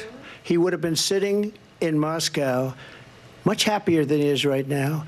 But eventually, you know, he's got a thing that other people don't have. He's got nuclear weapons. They don't ever talk about that. He's got nuclear weapons. Nobody ever thinks about that. No, she was saying he wants. And eventually, maybe he'll use them, and maybe he hasn't been that threatening. But he does have that, something we don't even like to talk about. Nobody likes to talk about it. But just so you understand, they sent her to negotiate peace before this. Let me see what he just said. I just don't understand why I feel like him and a lot of conservatives recently seem to be like these Russian defenders. They seem to really be like pro-Putin. Got nuclear weapons. They don't ever talk about that. And women be sitting in Moscow, and he wouldn't have lost 300,000 men and women, but he would have been sitting in Moscow. Quiet, please. He would have been sitting in Moscow much happier than he is right now. But eventually, you know, he's got a thing that other people don't have. He's got nuclear weapons. They don't ever talk about that. He's got nuclear weapons. Nobody ever thinks about that. And eventually, maybe he'll use them, and maybe he hasn't been that threatening. But he does have that, something we don't even like to talk about. Nobody likes to talk about it. But just so you understand, they sent her to negotiate peace before this war started. 3 days later, he went in and he started the war because everything they said was weak and stupid. They said the wrong things. That war should have never started. She was the emissary. They sent her in to negotiate with Zelensky and Putin, and she did. And the war started 3 days later. And that's the kind of talent we have with her. She's worse than Biden. In my opinion, I think he's the worst president in the history of our country. She goes down as the worst vice president in the history of our country. But let me tell you something. She is a horrible negotiator. They sent her in to negotiate. As soon as they left, Putin did the invasion. President Trump, thank you. You did bring up something. You said she went to negotiate with Vladimir Putin. Vice President Harris, have you ever met Vladimir Putin? Can you clarify tonight? Yet again, I said it at the beginning of this debate, you're going to hear a bunch of lies coming from this fellow. And that is another one. When I went to meet with President Zelensky, I've now met with him over 5 times. The reality is it has been about standing as America always should, as a leader upholding international rules and norms, as a leader who shows strength, understanding that the alliances we have around the world are dependent on our ability to look out for our friends and not favor our enemies because you adore strongmen instead of caring about democracy. And that is very much what is at stake here. The President of the United States is commander-in-chief. And the American people have a right to rely on a president who understands the significance of America's role and responsibility in terms of ensuring that there is stability and ensuring we stand up for our principles and not sell them for the benefit of personal. See, I don't think that I think America right now kind of is world police. But I No, the Adam, is that what his name? He asked her if she had ever met with Putin. And then she went into how she met with Zelensky. Yeah, I don't know, like, about this whole idea about America being the world police. I don't really like it. I know that is, like, what we do. I do think we could, like, back off from that a little bit. But when it comes to Russia and Putin invading Ukraine, that could, affect us, especially if he took over Ukraine, if NATO didn't support them, and then, like she said, he wants to take back other countries too in Eastern Europe, and he's just not he's a dictator. Like, I think it is good to be fighting against. Like, I don't want us to actually go to war, right, with Russia, but I don't think it's bad to support Ukraine. Maybe we supported them too much, that I'm fine to, like, accept an argument there. But this pro-Putin thing is, like, really weird to me. Flattery. We've talked about Ukraine and Vladimir Putin. I do want to talk about Afghanistan. It came up in the first hour of this debate. I want to move on to Afghanistan. Stoltenberg said Trump did the most amazing thing I've ever seen. He got these countries, the 28 countries at the time, to pay up. He said, I've never seen, he's the head of NATO. He said, I've never seen. For years, we were paying almost all of NATO. We were being ripped off by European nations, both on trade and on NATO. I got them to pay up by saying one of the statements you made before, if you don't pay, we're not going to protect you. President Otherwise, Trump. we would have never gotten it. He said it was one of the most incredible jobs that he's ever seen done. Thank you. I want to turn to Afghanistan. It came up in the first hour of the debate, and we witnessed a poignant moment today on Capitol Hill, honoring the soldiers who died in the chaotic withdrawal from Afghanistan. I do want to ask the Vice President, do you believe you bear any responsibility in the way that withdrawal played out? Well, I will tell you, I agreed with President Biden's decision to pull out of Afghanistan. 4 presidents said they would, and Joe Biden did.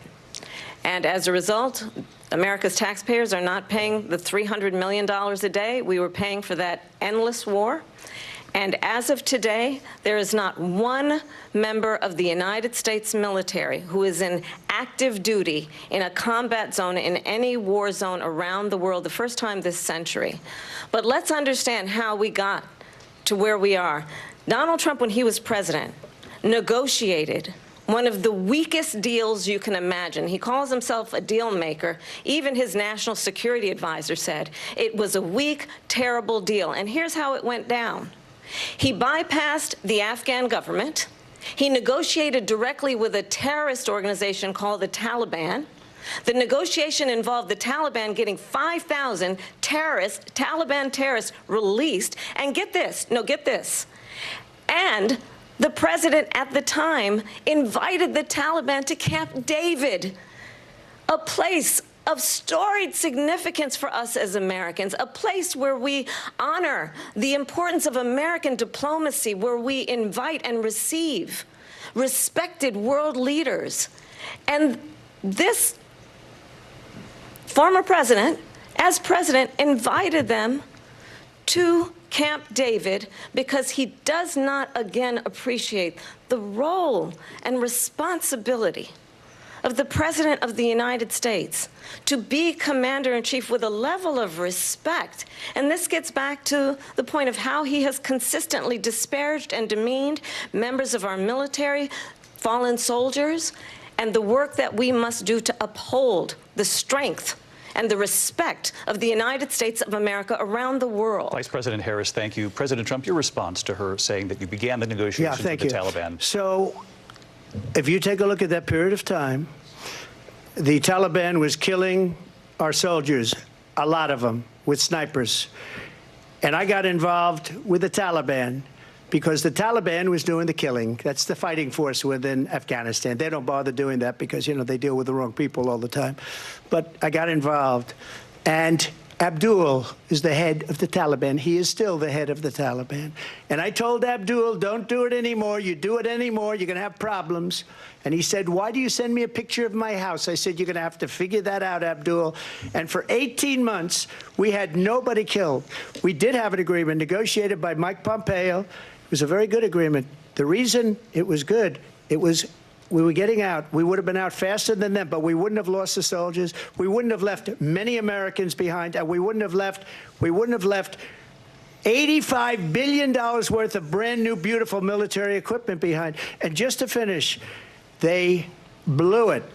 The agreement said you have to do this, and they didn't do it. They didn't do it. The agreement was terminated by us because they didn't do what they were supposed to do. I want to move on. And these people did the worst withdrawal, and in my opinion, the most embarrassing moment in the history of our country. And by the way, that's why Russia attacked Ukraine, because they saw how incompetent she and her boss are. President Trump, thank you. I want to move on now to race and politics in this country. Mr. President, you recently said of Vice President Harris, quote, "I didn't know she was black until a number of years ago when she happened to turn black, and now she wants to be known as black." I want to ask a bigger picture question here tonight. Why do you believe it's appropriate to weigh in on the racial identity of your opponent? I don't, and I don't care. I don't care what she is. I don't care. You make a big deal out of something. I couldn't care less. Whatever she wants to be is okay with me. But those were your words, so I'm asking. I don't know. I mean, all I can say is I read where she was not black, that she put out, and I'll say that. And then I read that she was black, and that's okay. Either one was okay with me. That's up to her. That's up to her. Vice President Harris, your thoughts on this? I think it's, I mean, honestly, I think it's a tragedy that we have someone who wants to be president who has consistently, over the course of his career, attempted to use race to divide the American people. You know, I do believe that the vast majority of us know that we have so much more in common than what separates us, and we don't want this kind of approach that is just constantly trying to divide us, and especially by race. And let's remember how Donald Trump started. He was he owned land, he owned buildings, and he was investigated because he refused to rent property to black families. Lots of helicopters outside. Let's remember, this is the same individual planes and lights in the took sky. out a full-page ad in the New York Times calling for the execution of 5 young black and Latino boys who were innocent, the Central Park 5. Took out a full-page ad calling for their execution. This is the same individual who spread birther lies about the first black president of the United States. And I think the American people want better than that, want better than this. Want someone who understands, as I do, I travel our country. We see in each other a friend. We see in each other a neighbor. We don't want a leader who is constantly trying to have Americans point their fingers at each other. I meet with people all the time who tell me, can we please just have discourse about how we're going to invest in the aspirations and the ambitions and the dreams of the American people? Knowing that regardless of people's color or the language their grandmother speaks, we all have the same dreams and aspirations and want a president who invests in those, not in hate and division. Vice President Harris, thank you. Lindsay? President Trump, this is now your 3rd time.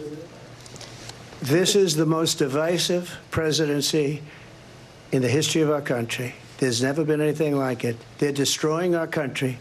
And they come up with things like, I don't know about never been anything like it. What she just said. That's definitely not true. Going back many, many years, when a lot of people, including Mayor Bloomberg, agreed with me on the Central Park 5, they admitted, they said, they pled guilty. And I said, well, if they pled guilty, they'd badly hurt a person, killed. I think the Civil War was a pretty divisive moment in our country.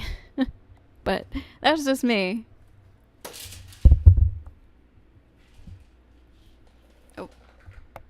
We're not guilty. Guilty. And I said, well, and they come up with things like what she just said. Going back many, many years, when a lot of people, including Mayor Bloomberg, agreed with me on the Central Park 5, they admitted, they said, they pled guilty. And I said, well, if they pled guilty, they'd badly hurt a person, killed a person ultimately. And if they pled guilty, then they pled, we're not guilty.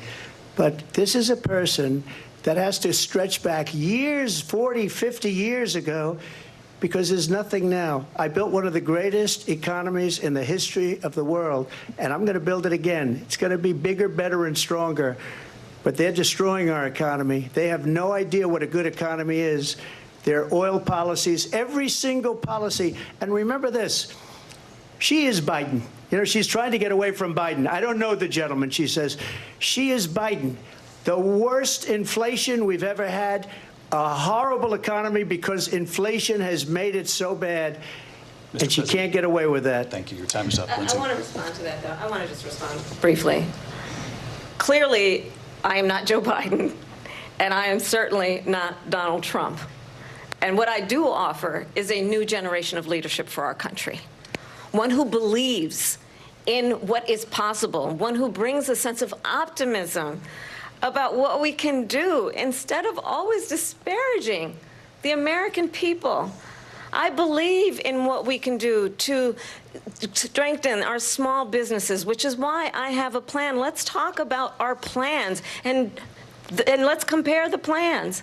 I have a plan to give startup businesses $50,000 tax deduction, to pursue their ambitions, their innovation, their ideas, their hard work. I have a plan, $6,000 for young families for the first year of your child's life, to help you in that most critical stage of your child's development. I have a plan that is about allowing people to be able to pursue what has been fleeting in terms of the American dream by offering a help with down payment of $25,000 down payment assistance for first-time home buyers. That's the kind of conversation, I believe, David, that people really want tonight, as opposed to a conversation that is constantly about belittling and name-calling. Let's turn the page Vice President and move Harris, forward. thank you. Let's turn to policy. President Let's turn Trump, back we to have policy. to move on. President Trump. Let's turn to policy, She has please. a plan to defund the police. She has a plan to confiscate everybody's gun. President Trump, she we has do a have to plan move to on to not other allow issues. Neither of fracking those in are true. Pennsylvania or anywhere else. Okay. I don't know That's about what the her plan fracking. is until just recently. I just need Lindsay, to go ahead. respond because Trump, the President former Trump, president has said no, I'm something sorry. twice that I need to No, respond to. I'm sorry. We're I just need going to move on, respond Vice one President time Harris. to what he has President said Trump, this is multiple now times. your Yes. third time running for president. You have long vowed to repeal and replace the Affordable Care Act, also known as Obamacare. You have failed to accomplish that. You now say you're going to keep Obamacare, quote, unless we can do something much better. Correct. Last month, you said, quote, we're working on it. So tonight, 9 years after you first started running, do you have a plan, and can you tell us what it is? Obamacare was lousy health care, always was. It's not very good today.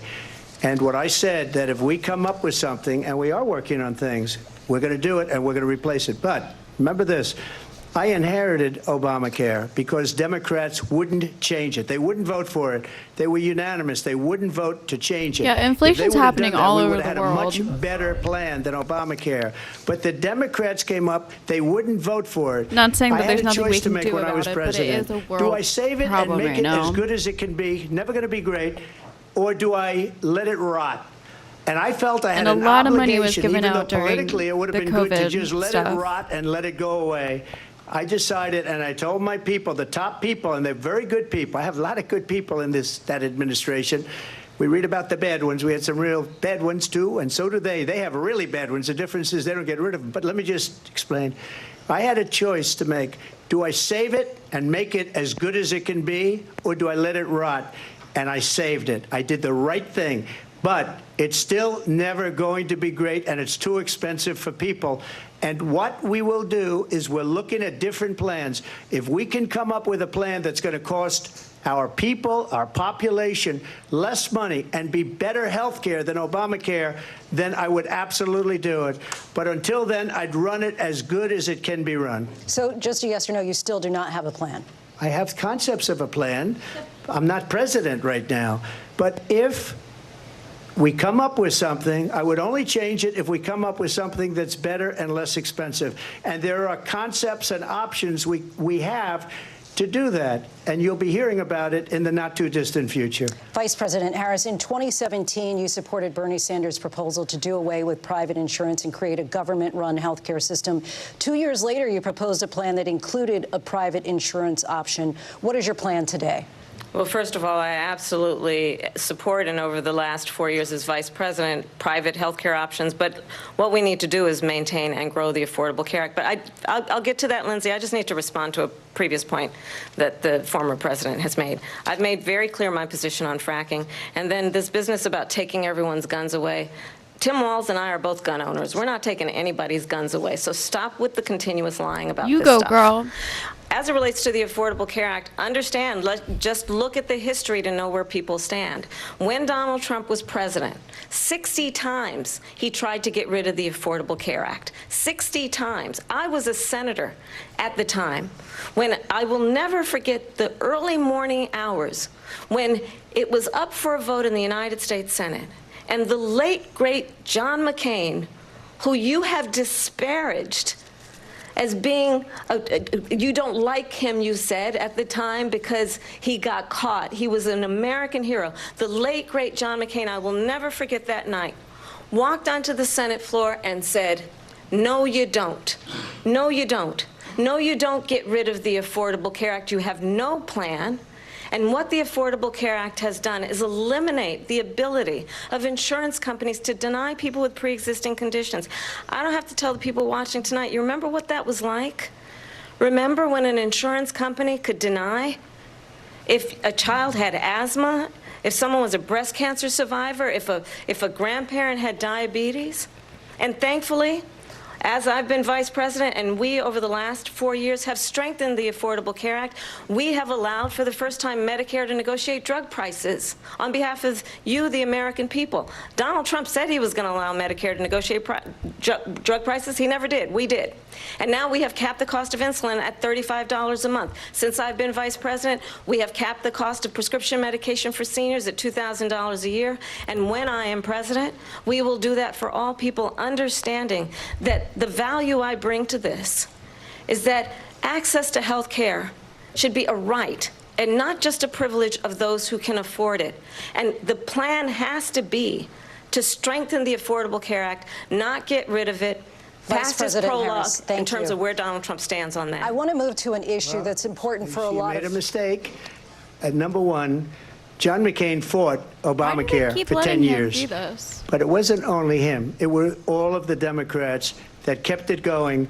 And you know what? We can do much better than Obamacare, much less money. But she won't improve private insurance for people, private medical insurance. That's another thing she doesn't want to get. People are paying privately for insurance that have worked hard and made money, and they want to have private. She wants everybody to be on government insurance where you wait 6 months for an operation that you need immediately. President Trump, thank you. We have another issue that we'd like to get to that's important for a number of Americans, in particular younger voters, and that's climate change. President Trump, with regard to the environment, you say that we have to have clean air and clean water. Vice President Harris, you call climate change an existential threat. The question to you both tonight is, what would you do to fight climate change? And Vice President Harris, we'll start with you. 1 minute for you each. Well, the former president had said the climate change is a hoax. And what Just we say know what is you that would it is very fucking do, real. please. You ask anyone who lives in a state who has experienced these extreme weather occurrences, who now is either being denied home insurance or it's being jacked up. You ask anybody who has been the victim of what that means in terms of losing their home, having nowhere to go. We know that we can actually deal with this issue. The young people of America care deeply about this issue. And I am proud that as vice president over the last 4 years, we have invested $1 trillion in a clean energy economy, while we have also increased domestic gas production to historic levels. We have created over 800,000 new manufacturing jobs while I have been vice president. We have invested in clean energy to the point that we are opening up factories around the world. Donald Trump said he was going to create manufacturing jobs. He lost manufacturing jobs. And I'm also proud to have the endorsement of the United Auto Workers and Sean Fain, who also know that part of building a clean energy economy includes investing in American-made products, American automobiles. It includes growing what we can do around American manufacturing and opening up auto plants, not closing them like happened under Donald Trump. Vice President Harris, thank you. That didn't happen under Donald Trump. Let me just tell you, they lost 10,000 manufacturing jobs this last month. It's going, they're all leaving. They're building big auto plants in Mexico, in many cases owned by China. They're building these massive plants, and they think they're going to sell their cars into the United States because of these people. What they have given to China is unbelievable. But we're not going to let that. We'll put tariffs on those cars so they can't come into our country, because they will kill the United Auto Workers and any auto worker, whether it's in Detroit or South Carolina or any other place. What they've done to business and manufacturing in this country is horrible. We have nothing because they refuse. You know, Biden doesn't go after people because supposedly China paid him millions of dollars. He's afraid to do it. Between him and his son, they get all this money from Ukraine. They get all this money from all of these different countries. And then you wonder, why is he so loyal to this one, that one, Ukraine, China? Why is he? Why did he get $3.5 million from the mayor of Moscow's wife? Why did she pay him $3.5 million? This is a crooked administration, and they're selling our country down the tubes. President Trump, thank you. Thank you. We'll be right back with closing statements from both of our candidates. An historic night, this ABC News presidential debate.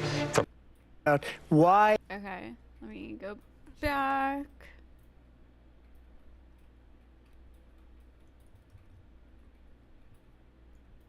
Here again, David Muir. President Harris, we begin with you. Welcome back tonight. The time has come for closing statements, and Vice President Harris, we begin with you. So I think you've heard tonight two very different visions for our country. One that is focused on the future, and the other that is focused on the past, and an attempt to take us backward. But we're not going back. And I do believe that the American people know we all have so much more in common than what separates us. And we can chart a new way forward. And a vision of that includes having a plan, understanding the aspirations, the dreams, the hopes, the ambition of the American people, which is why I intend to create an opportunity economy, investing in small businesses, in new families, in what we can do around protecting seniors, what we can do that is about giving hardworking folks a break and bringing down the cost of living. I believe in what we can do together that is about sustaining America's standing in the world and ensuring that we have the respect that we so rightly deserve, including respecting our military and ensuring we have the most lethal fighting force in the world. I will be a president that will protect our fundamental rights and freedoms, including the right of a woman to make decisions about her own body and not have her government tell her what to do. I'll tell you, I started my career as a prosecutor. I was a DA, I was an attorney general, a United States senator, and now vice president. I've only had one client, the people. And I'll tell you, as a prosecutor, I never asked a victim or a witness, are you a Republican or a Democrat? The only thing I ever asked them, are you okay? And that's the kind of president we need right now. Someone who cares about you and is not putting themselves first. I intend to be a president for all Americans and focus on what we can do over the next 10 and 20 years to build back up our country by investing right now in you, the American people. Vice President Harris, thank you. President Trump? Pretty good. So she just started by saying she's going to do this, she's going to do that, she's going to do all these wonderful things. Why hasn't she done it? She's been there for 3.5 years. They've had 3.5 years to fix the border. They've had 3.5 years to create jobs and all the things we talked about. Why hasn't she done it? She should leave right now, go down to that beautiful White House, go to the Capitol, get everyone together and do the things you want to do, but you haven't done it, and you won't do it because you believe in things that the American people don't believe in. You believe in things like we're not going to frack. We're not going to take fossil fuel. We're not going to do things that are going to make this country strong, whether you like it or not. Germany tried that, and within 1 year, they were back to building normal energy plants. We're not ready for it. We can't sacrifice our country for the sake of bad vision. But I just ask one simple question. Why didn't she do it? We're a failing nation. We're a nation that's in serious decline. We're being laughed at all over the world. All over the world, they're laughing. I know the leaders very well. They're coming to see me. They call me. We're laughed at all over the world. They don't understand what happened to us as a nation. We're not a leader. We don't have any idea what's going on. We have wars going on in the Middle East. We have wars going on with Russia and Ukraine. We're going to end up in a third world war, and it'll be a war like no other because of nuclear weapons, the power of weaponry. I rebuilt our entire military. She gave a lot of it away to the Taliban. She gave it to Afghanistan. What these people have done to our country, and maybe toughest of all, is allowing millions of people to come into our country. Many of them are criminals, and they're destroying our country. The worst president, the worst vice president in the history of our country. President Trump, thank you. And that is our ABC News presidential debate from here in Philadelphia at the National Constitution Center. I'm Lindsay Davis. I can hear all the helicopters flying around outside right now. Probably picking them up. I don't know. I don't know if it's security or it's news. It's probably news teams. Anyways, okay, so that was the debate. Yeah, I just think one thing at the end, and we're not a perfect country, obviously. But I do think as a president, one of your jobs is to, first of all, bring people together and rally people up.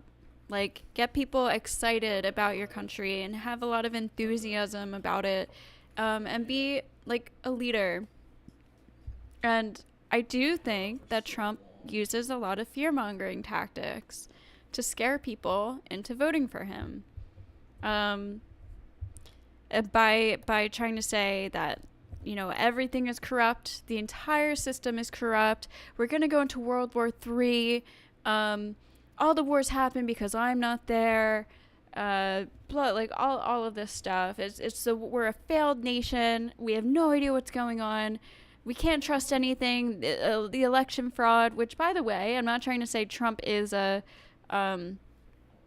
dictator or anything, but that is something that authoritarian governments do, is they try to tell the people that you can't trust anybody, and they use fear-mongering. And I'm not trying to say that Trump is going to be a dictator if he wins, okay?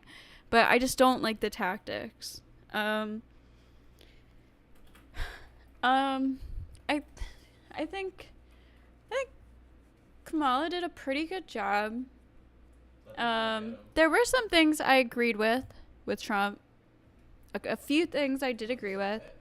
I do know people whose wallets were definitely better when Trump was president, so that's something to consider. But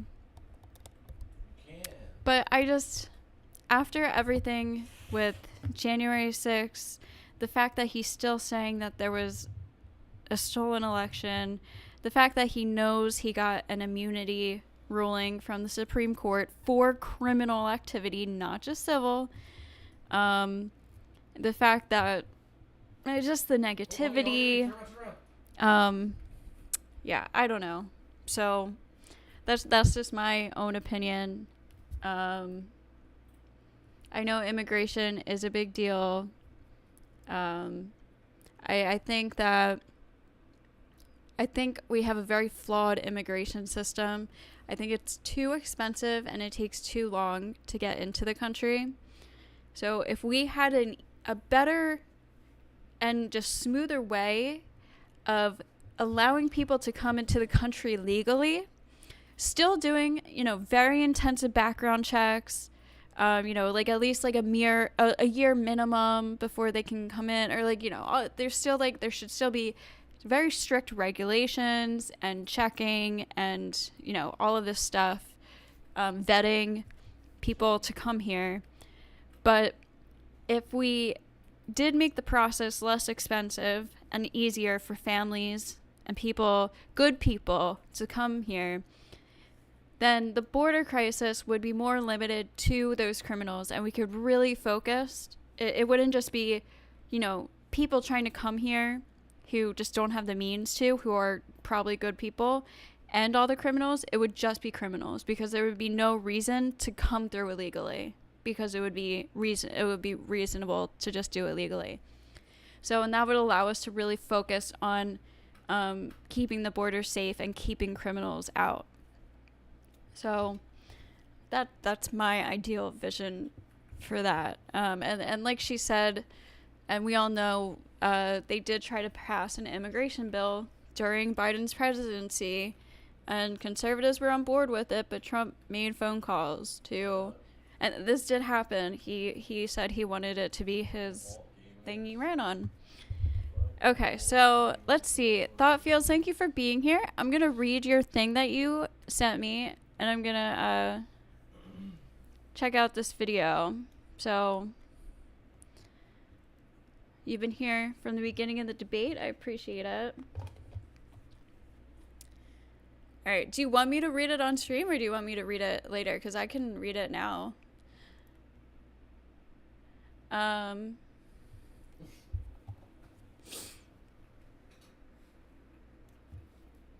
Oh, I should have full screened myself while I was talking.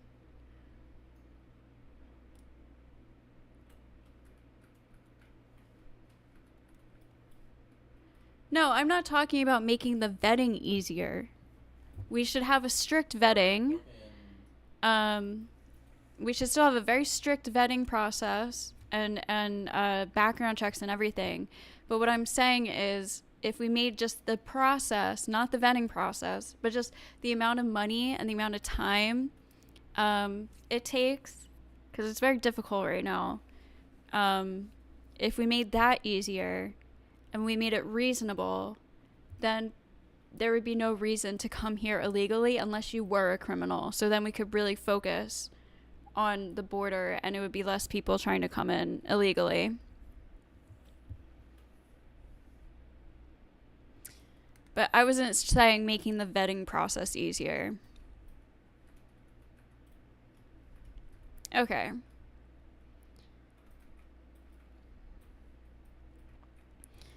All right. She's shredded? In moral reasoning, instead of characterizing it as a search for objective moral facts, we are exploring moral values. Okay. Excuse me. All moral values and choices are practical in character to achieve favorable outcomes in contingent, personal, social, cultural, and political life. Only with an open-mindedness towards ever-evolving facts and evidence about the world, our circumstances, and our human condition, we are ready to partake in good moral discussion making. Notwithstanding the difficulty, especially in socio-political matters of agreement, moral decisions are to be negotiated, rated, and amended for its favorability and practicality. In my view, deontological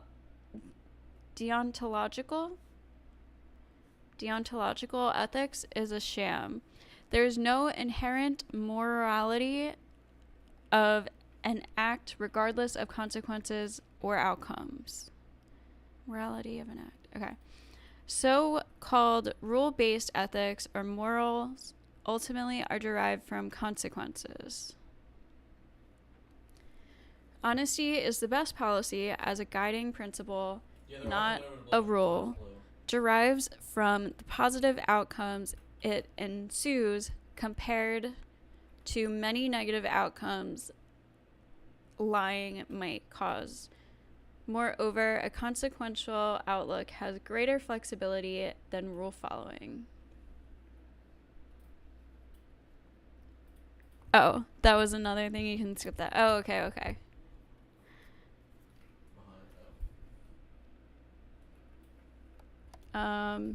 Interesting. I like that. I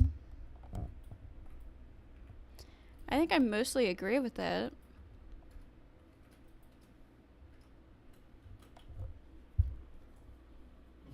In the fucking haze of the nowhere in Oldsmay.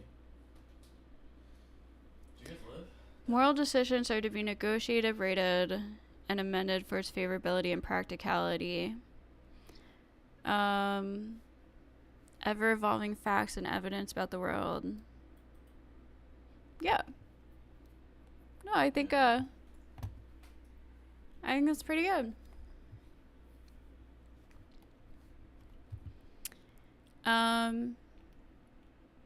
So thank you for that.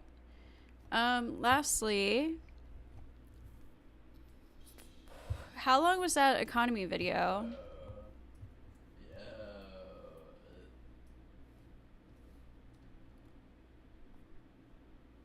Okay, go for it.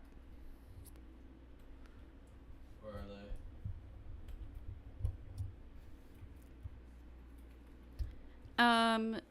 they? Okay. So in the eyes of an abortion, we negotiate morality for favorability and practicality.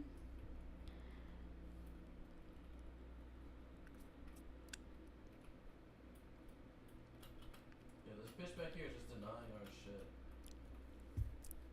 I think so. I think it's a little bit more than just favorability and practicality. I do think there are some, I don't know if I can call them morals, but just a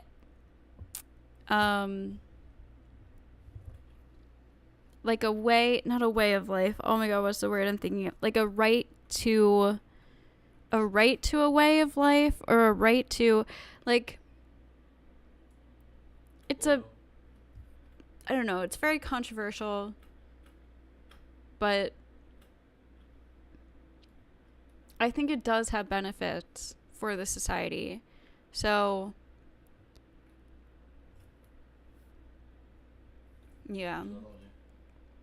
So I think when we balance that with the practicality and the favorability, like you said, I just think it's the right thing to do.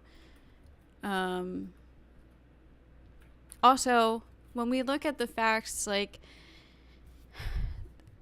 the majority of abortions are women getting their first abortion, and the majority of those women getting their first abortion already have children. So a very tiny percent of abortions are repeat abortions, so like a woman getting her second or more. It's under 11% of women going for an abortion have already had an abortion.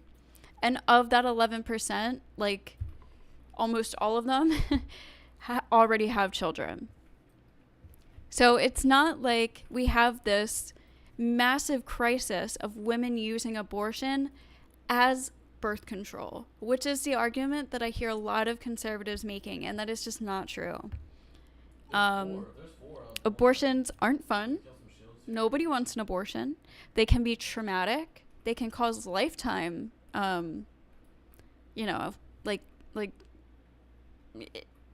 like trauma, but it can really affect somebody for their life.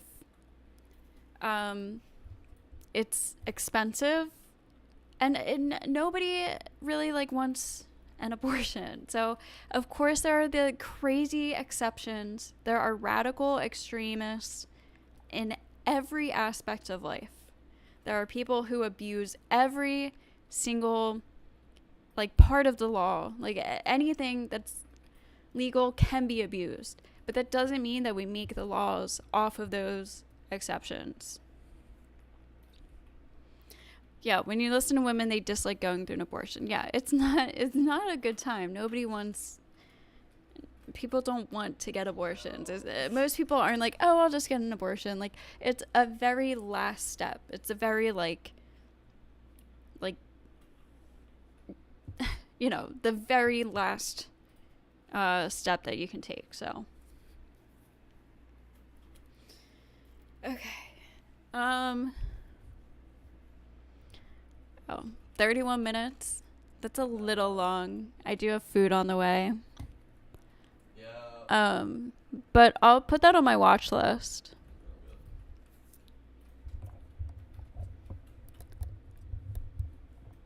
because I do need to, Teleport.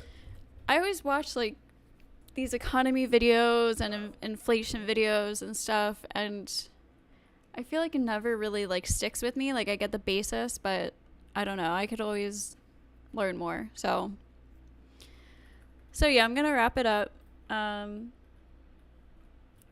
So have a good night, everybody. Thanks for coming. Please like the stream if you like the stream. And I'll be back in a couple days. I don't know with what. Oh, I want to make this really super quick side note. I had a stream planned for Sunday night, and I ended up not doing it because the video I was planning on covering got taken down. So, and I didn't realize till like I went to go live that night. Or it was like that day, at like an hour or so before. So I had to take the stream down last minute, so I apologize for that. But yeah, I will think of something to cover within the next couple days. Nice chatting with you too. Thank you for being here. And yeah, have a good night.